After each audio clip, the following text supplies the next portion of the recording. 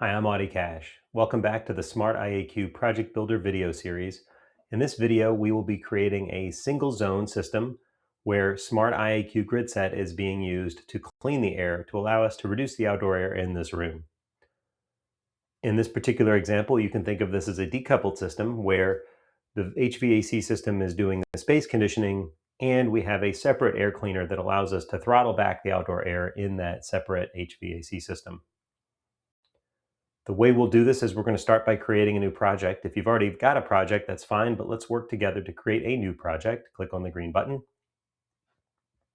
We'll call this a test for, let's say, a classroom. Makes sense. Single zone system that's decoupled. You need to select your city and state. You can start typing in any one of these drop-down boxes. Put this in Miami, Florida. Excuse me. I have a constant air volume system. It could be variable air volume, but pick the right system type. What type of outdoor air filter does your equipment have for outdoor air filtration?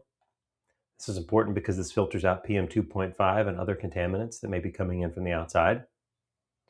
We need to determine our default E sub Z, our ventilation effectiveness. Now, interestingly, I chose Miami, so it's typical that we don't do that much heating. So let's choose Washington, D.C. as an example, where in the wintertime, we do need to bring in warm air. Let's say we bring it up at the ceiling. That means our default E sub Z is 0.8. You'll also note how quickly I made those changes, and the system is just kind of rolling with this. Our air cleaning system is going to be smartIAQ GridSet. I've got that selected here. And for the sake of description for this project, I sometimes skip over this, but it says Zone 1. It might be helpful to call this, let's say, something high school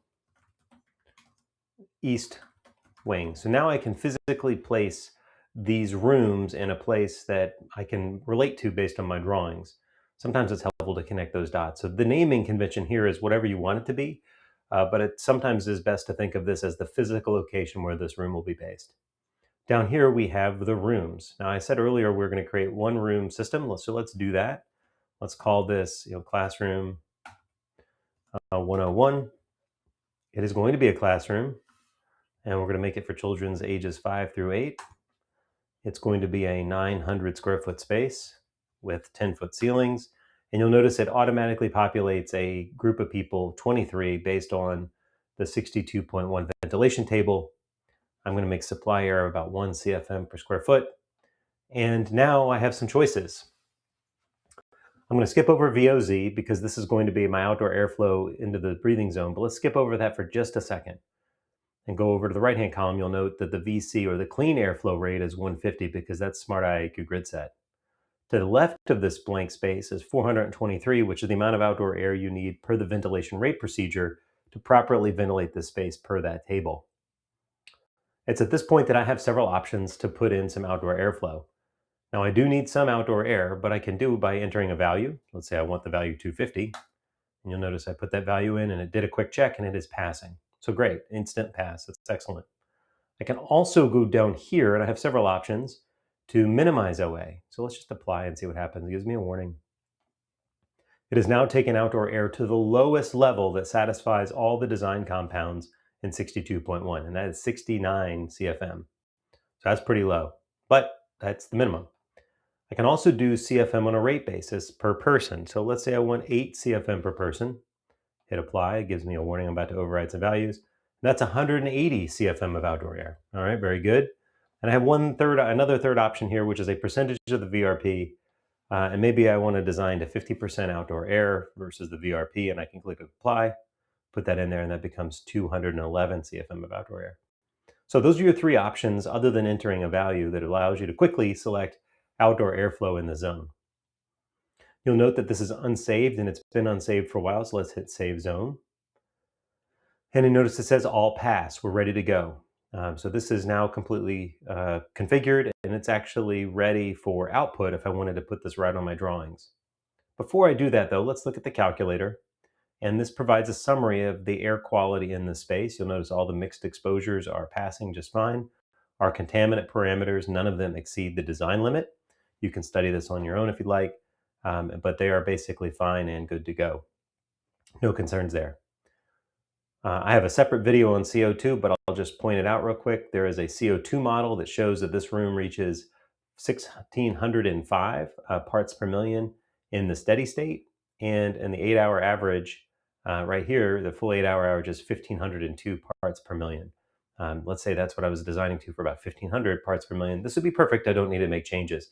Again, a separate video on CO2 if you'd like. So this is complete.